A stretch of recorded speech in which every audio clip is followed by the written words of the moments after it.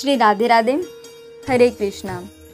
आज से हम सब साधक देवी रघुवंशी श्रुत कीर्ति का जीवन चरित्र श्रवण करेंगे।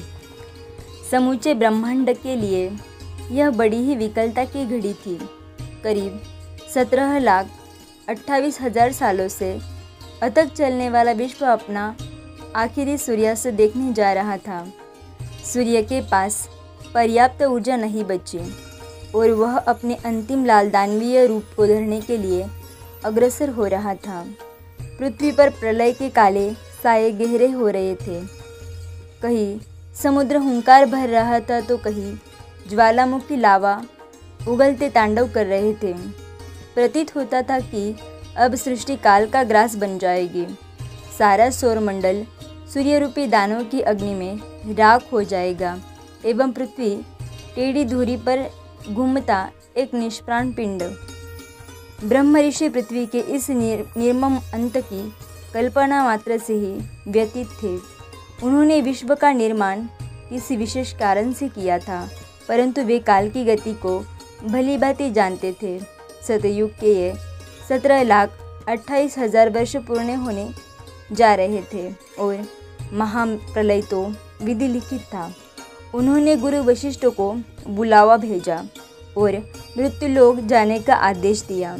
त्रेता युग के सूर्यवंश के महागुरु के रूप में उन्हें अपना योगदान देने को कहा। ब्रह्म ऋषि ने गुरु वशिष्ठ को त्रेता युग के गूढ़ रहस्यों से अवगत कराया कि स्वयं श्री हरि विष्णु सूर्यवंश में मानव अवतार लेने वाले हैं।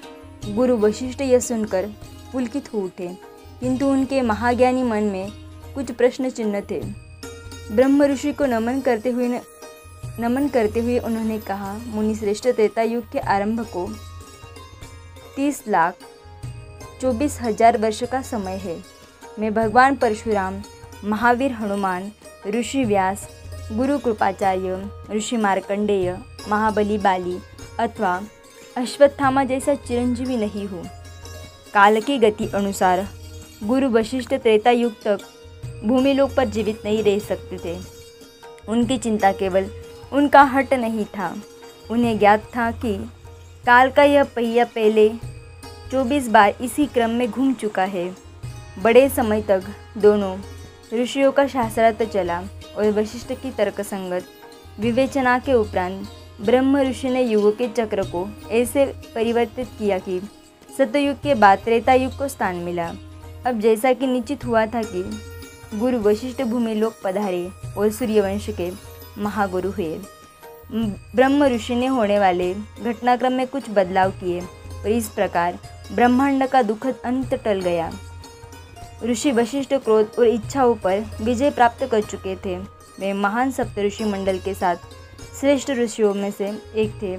जैसा कि ब्रह्म ऋषि चाहते थे, गुरु वशिष्ठ के पदार्पण से भूमिलोक पर सद्गुणों का विस्तार हुआ।